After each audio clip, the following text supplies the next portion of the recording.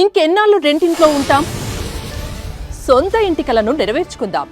Suman TV biggest property expo October 18th, 19th HSCC Novotel Hyderabad. ఇప్పుడే free entry కోసం call చేయండి.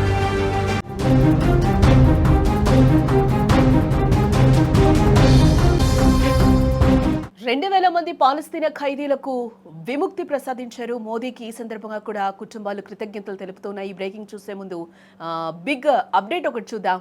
హైదరాబాద్ మొత్తంలో ఉన్న బెస్ట్ ప్రాపర్టీస్ అన్నింటినీ ఒకే వేదికపైకి తీసుకొస్తుంది సుమన్ టీవీ. అక్టోబర్ 18, 19వ తేదీన హెచ్ఎస్సిసి నోవోటెల్లో జరిగే సుమన్ టీవీ ప్రాపర్టీ ఎక్స్పోలో best flats, villas, open plots Deepavali offers and discounts తో అందుబాటులో ఉంటాయి. మీరు విజిట్ చేసి ప్రతి గంటకి ఒక గోల్డ్ కాయిన్ గెలుచుకునే ఛాన్స్ కూడా ఉంది.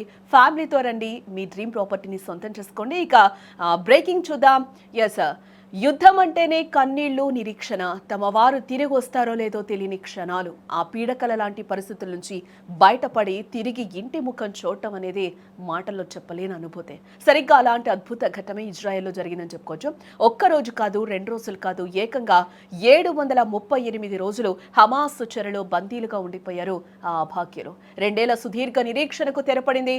హమాస్ చెరలో ఉన్న 20 మంది బందీలు విడుదలయ్యారు. ఈ చారిత్రక ఘట్టం వెనుక కేవలం అమెరికా మాజీ అధ్యక్షుడు డొనాల్డ్ ట్రంప్ కృషి మాత్రమే కాకుండా భారత్ ప్రధానమంత్రి నరేంద్ర మోదీ దౌత్య పటిమ కూడా ఉందని అంతర్జాతీయ వర్గాలు బలంగా నమ్ముతూ ఉన్నాయి. ఇజ్రాయెల్ గాజా మధ్య శాంతి వాతావరణం నెలకొనడానికి, ఈ బందీల విడుదల జరగడానికి భారత్ పోషించిన నిశ్శబ్ద పాత్ర ఇప్పుడు చర్చనీయాంశంగా మారిందని కూడా చెప్పుకోక తప్పదు. హమాస్ తమ చెరలో ఉన్న 20 మంది బందీలను విడుదల చేయడంతో వీరంతా గాజా నుండి క్షేమంగా తిరిగి వచ్చేశారు. తమ పిల్లలు, తమ భర్తలు, తమ తండ్రులు సురక్షితంగా తిరిగి రావడం చూసి వారి ఆత్మీయులు ఆనందంతో కన్నీటి పర్యంతమవుతున్నారు.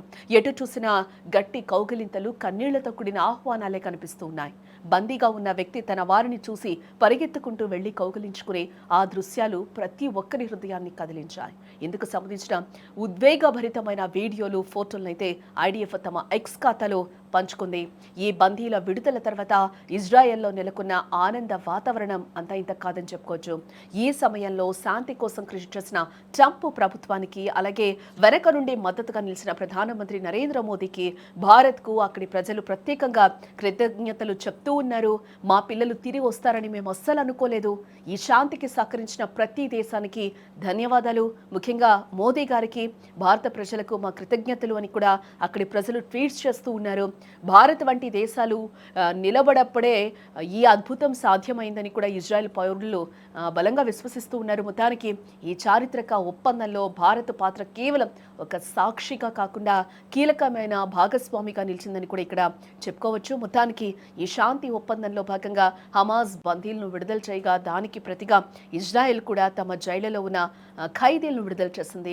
హమాస్ 20 మంది ఇజ్రాయెల్ పౌరులను విడిచిపెట్టగా, ఇజ్రాయెల్ మాత్రం ఏకంగా 2000 మంది పాలస్తీనా ఖైదీలను అయితే విడుదల చేసినట్లుగా కూడా తెలుస్తోంది.